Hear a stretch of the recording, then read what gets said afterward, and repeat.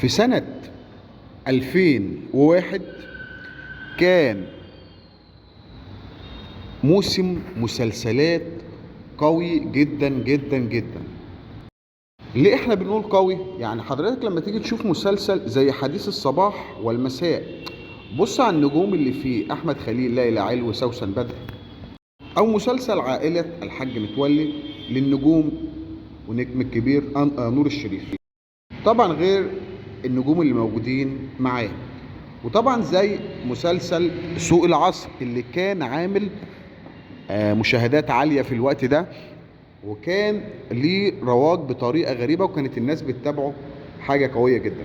وزي مسلسل للعدالة وجوه كثيرة. المسلسل ده كان انا واحد من الناس كنت بتابعه، اللي هو كان الفنان يحيى الفخراني. طبعا والمسلسل ده انت بتتكلم في اتنين نجوم تقال قوي: الاستاذه فاتن حمامه والاستاذ احمد رمزي. وجه القمر ده كان مسلسل حكايه.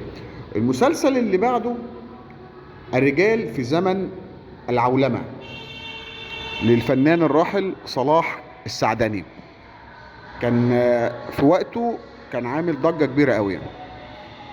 طيب المسلسل اللي بعده كان ايه بقى؟ حمزه وبناته. والمسلسل اللي بعده النساء قادمون الكومي.